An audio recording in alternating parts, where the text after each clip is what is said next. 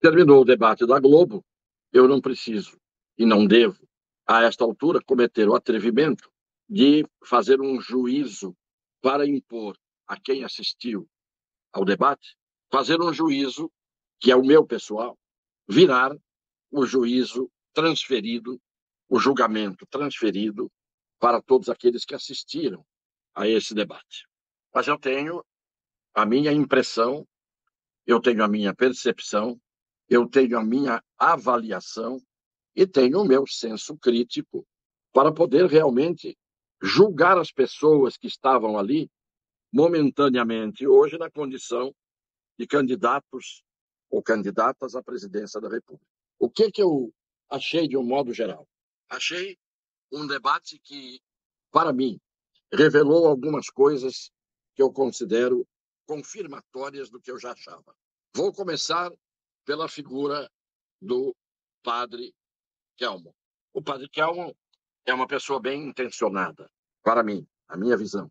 Então, ele tem uma posição explícita, essa posição explícita, por ser coincidente no espectro ideológico do presidente da República, gerou uma grande reação por parte daqueles que estão ali fazendo o papel que atribuem ao padre.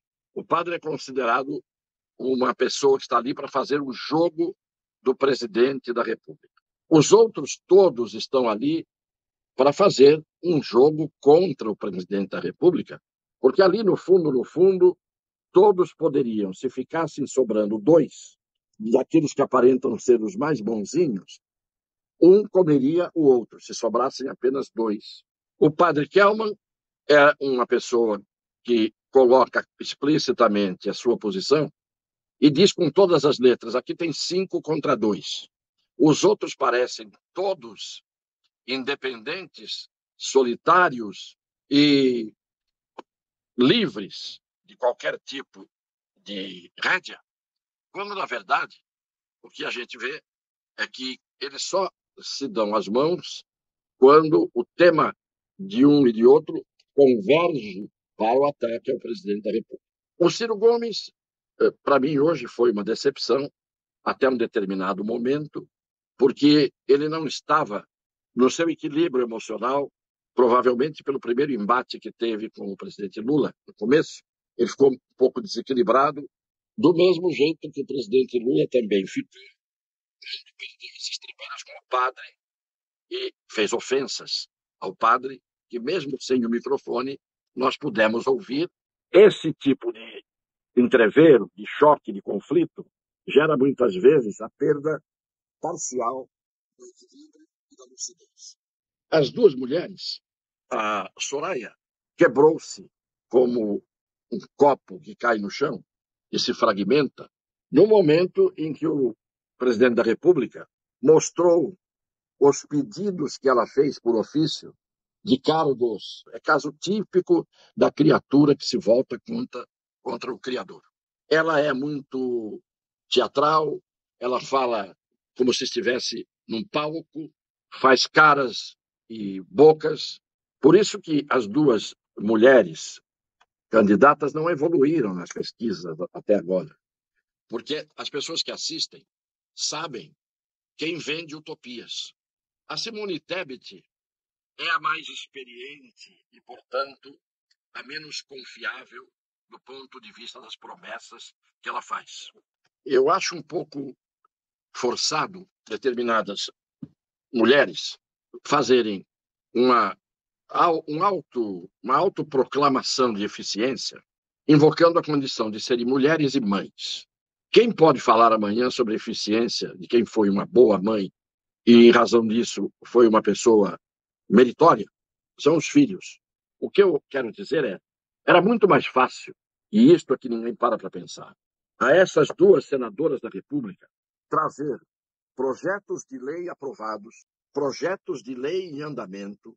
Então, ao invés de chegar ali e falar que vai fazer tudo aquilo, dar 5.000 reais para os jovens, vai dobrar o salário, vai fazer isso, vai fazer aquilo, tudo isso podia ter sido já e podia estar sendo feito se elas, com o mandato de senadoras na mão, tivessem investido em projetos de lei e propostas de emenda constitucional que hoje, no debate, ao invés de serem promessas, elas exibiriam os projetos que viraram lei e as leis que viraram a realidade que elas estão prometendo para fazer lá na frente. Quando são candidatas, saem prometendo tudo e deixaram de tentar realizar tudo o que prometem, tendo à disposição a possibilidade de fazer propostas de emenda à Constituição e projetos de lei, como senadoras da República.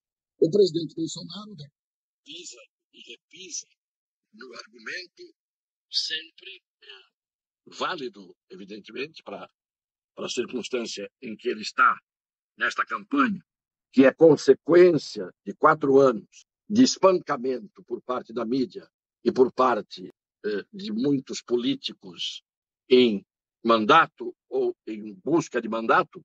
Ele foi espancado durante 4 anos e, além de tudo, pegou uma pandemia pela frente que todo mundo minimiza e ignora, como se a pandemia não tivesse estraçalhado os países mais desenvolvidos do mundo. E o Brasil ainda é o que está saindo melhor. Então, está muito certo o presidente dizer, olha, eu venci até aqui, em todos os adversários contrários. E o ex-presidente Luiz Inácio da Silva tem uma conduta que a gente, às vezes, até chega a rir, porque uma das respostas que ele deu era: eu vou moralizar a Petrobras. Meu Deus, todo mundo sabe que um dos escândalos do governo dele foi a Petrobras.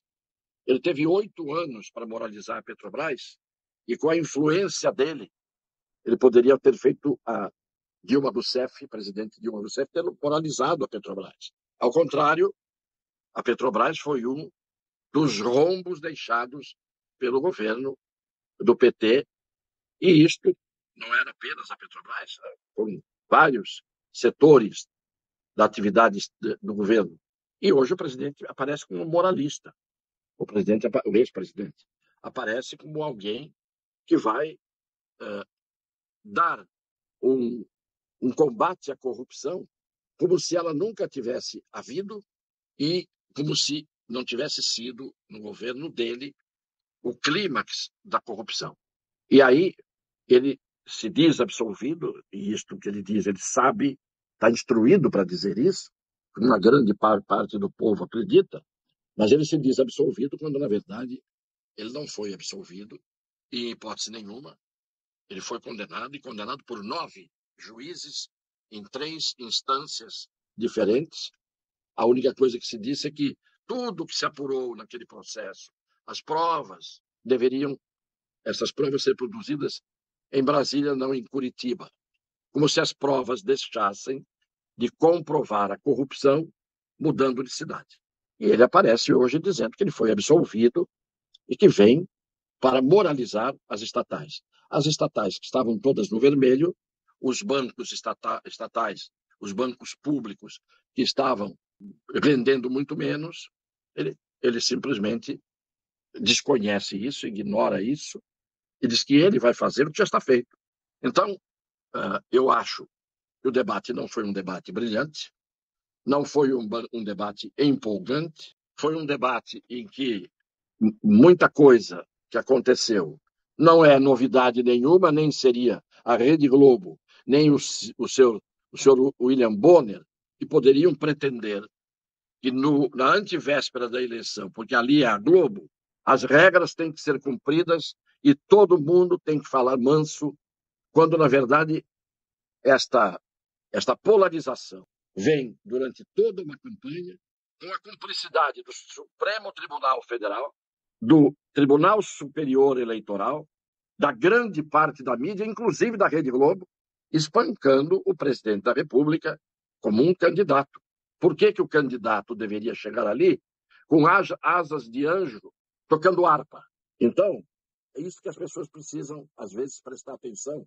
Aquelas que não têm definição de como, muitas vezes, a verdade que aparece para nós, que parece ser uma verdade verdadeira, é uma grande fake news. A Globo, hoje, queria cumprimento de regras. E ela não cumpriu as regras do jornalismo durante todo esse período. Ela não cumpriu as regras de uma emissora que é concessão do Estado a bilionários, que são os seus proprietários, tendo uma conduta isenta e imparcial ao longo da campanha. Então, fica lá o senhor William Bonner, com aquele ar professoral, dizendo: os senhores assinaram, as regras têm que ser cumpridas, vamos manter aqui um debate mais civilizado, quando a parte mais grave do debate foi entre o padre e o ex-presidente Lula, em que o padre foi visivelmente ofendido. E o desrespeito da senadora Soraya, que só é senadora porque foi eleita à custa do presidente Bolsonaro, na época o candidato, e não respeitou o padre, ainda dizendo que o padre era padre de festa junina. Eu procurei aqui fazer uma análise da posição dos candidatos e uma análise da posição da Rede Globo de televisão. E posso dizer que fiz isso com isenção, porque eu vejo, na experiência que tenho, aonde algumas pessoas querem chegar, parecendo que não querem. E é por isso que a gente sabe que existem os demagogos, por exemplo. Os demagogos estão no varejo. E é por isso que existem aqueles que mentem, porque sabem que, dizendo várias vezes uma mentira, ela acaba virando verdade. Então, é impossível ignorar isso. Não é? É impossível. Em nome daquilo que a gente espera de um mínimo de critério das pessoas que não sejam fanáticas, que não sejam sectárias, e que vejam o que aconteceu. O presidente da República foi, várias vezes, insistentemente, colocado numa posição em que ele dizia: me apontem, onde está a corrupção? Me digam, mostrem um caso. E ninguém mostra, ninguém aponta. Corrupção, no mínimo, dele pessoal. Ninguém aponta. Então, há uma certa inversão e há um certo vale-tudo em que os fins justificam os meios. Para algumas pessoas, atingir os seus objetivos políticos é algo que pode ser alcançado a qualquer preço. E a qualquer preço no sentido bem próprio da palavra preço.